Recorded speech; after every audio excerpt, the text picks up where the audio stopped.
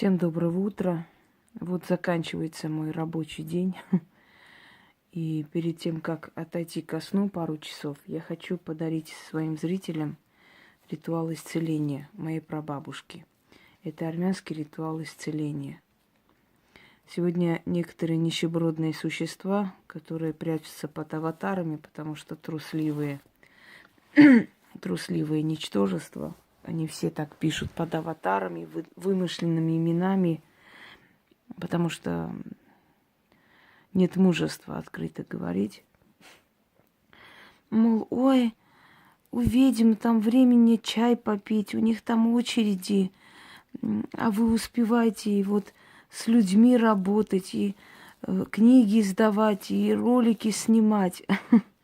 Но, к сведению нищебродов, ведьмы, которые уважают свой труд, никогда не будут принимать шеренги людей по 500 человек в день. Иначе они превратятся в машинку по зарабатыванию денег или вообще непонятно во что. Кто вам сказал, что у меня очереди перед дверями стоят? Я могу в неделю принять несколько человек, но те, которые будут оплачивать достойно мой труд. И, к вашему сведению, я с очень многими людьми работаю дистанционно, называется, хоть не люблю это слово, но издалека, по их фотографиям. Просто нищебродные существа, которые привыкли есть, знаете, хлеб и воду и не стремиться никуда дальше, они считают, что этого достаточно для ведьм, это для вас достаточно. А я тот человек, который хочет большего в жизни, поэтому я работаю очень много. Да, представляете себе, я успеваю и книги издавать, и людям помогать, и консультации вести, и прямые эфиры вести, и ролики снимать. Я работаю сутками, и я обеспечиваю своему ребенку. У меня один ребенок, к вашему сведению. Вторая у меня племянница. Перед тем, как тявкать, хотя бы проясните сию ситуацию, раз уж моя жизнь вам интересна вся. Я своему сыну оставлю столько всего, чего вы, нищеброды, своим детям в жизни не дадите. Поэтому ни одна ведьма не принимает по 500 человек в день. Я не знаю, кто это принимает, какие-нибудь гадалки, может быть, из Кукуевска, может быть. Ну, мне они не интересны, они никому неизвестны и уходят. А я принимаю в день несколько человек. Я могу неделю отдохнуть от людей и работать только с людьми, скажем, издалека, которые, да. И поэтому я прекрасно все успеваю. Вы за меня так не переживайте. О моей работе говорят результаты и благодарные люди. У вас этого нет и никогда не будет. Весьма смешно, когда нищеброды обсуждают удачливых людей. Очень смешно. Их графики распоряжаются, когда что они должны делать, как они должны работать и спать. Мне интересно, а вы кто? Вас кто-нибудь знает вообще в этом мире? Кроме вас самих и ваших соседей. Поэтому будьте добры, не переживайте за меня. Я все успеваю, все.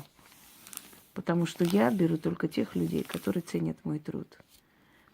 Я не беру по 1 миллиону человек. Я беру в неделю столько, сколько я осилю. Потом еще беру людей. Надеюсь, теперь нищебродам понятно, как я работаю, график моей работы. А то они очень сильно за меня переживают, что я не отдыхаю, вот, и столько всего работаю. Они очень за меня волнуются.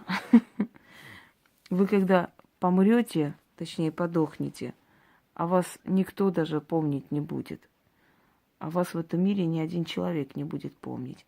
А вот имя Инга Хосроева все-таки останется, я вас уверяю.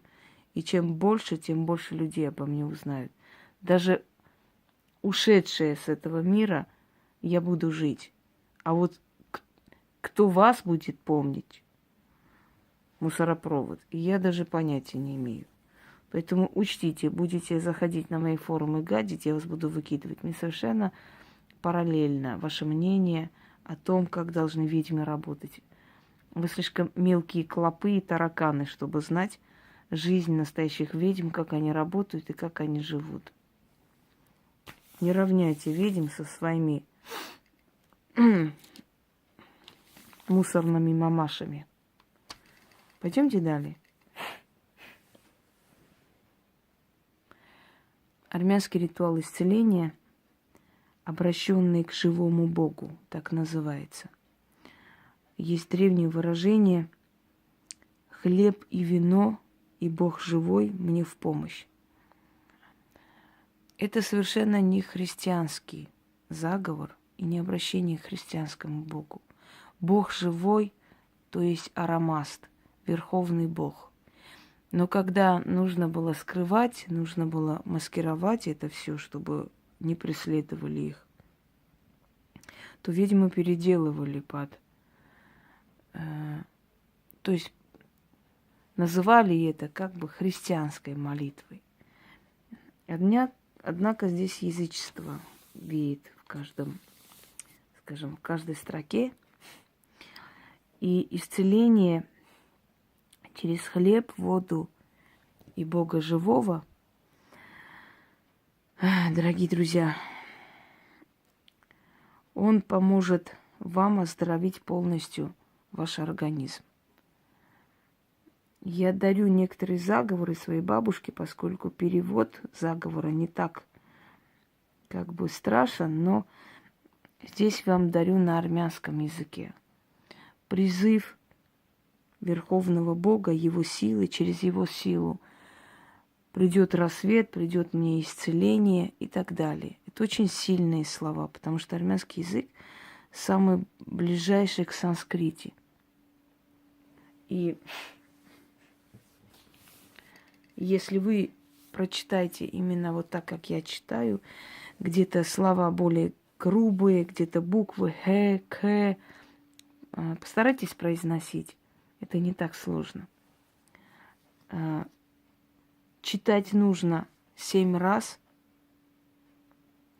Вам понадобится, я просто здесь не поставила, красное полусладкое вино. Да что за звуки? Надоело. Черный хлеб и монеты одного, то есть достоинства, столько, сколько вам лет.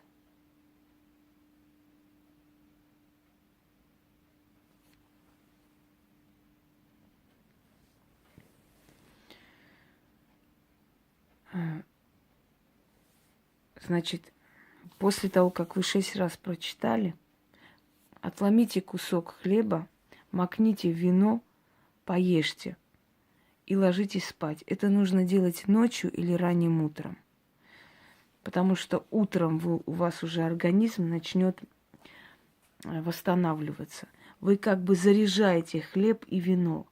Кусок отломили, смакнули вино, съели и легли спать. На следующий день вино ставьте на подоконник, кусок хлеба с монетой отнесите, оставьте возле водного источника. Если нет водного источника, можно под дерево. Но желательно возле водного источника, если у вас есть. Так быстрее пойдет исцеление. Ничего не говорите, повернитесь, идите обратно. Это можно сделать в неделю 3 раза, например. Если вы хотите быстрого исцеления. Это восстановление организма, это поможет вам после операции, это поможет вам после сильных стрессов восстановиться, это поможет восстановить вашу, скажем, ваше давление, да, сердцебиение и так далее. Я хочу вам сказать, что у меня как-то жутко болела голова, и я, переписывая этот ритуал, естественно, пропуская через себя, у меня сразу остановилась головная боль. Вот тут же отключилась эта боль, как будто и не было. Я, человек, имеющий такой опыт работы, и то, знаете, восприняла это немножко с испугом, потому что так резко это случилось. Вам нужно распустить волосы. Желательно, чтобы на вашем теле не было украшений, чтобы ваше тело было свободным. Итак, я надеюсь, запомните, я сфотографировала Яне, то есть я думаю, что она безошибочно напишет. Если что, я исправлю. Я исправлю, и как бы уже будет более правильно. Читать нужно на армянском языке. Я не вижу смысла переводить, потому что именно вот это в древнем таком виде он должен быть вам преподнесен. Есть у нас ритуал исцеления Вуду, вот это точно такой же сильный. Если сделать и тот, и этот периодически, то у вас будет поддерживаться здоровье.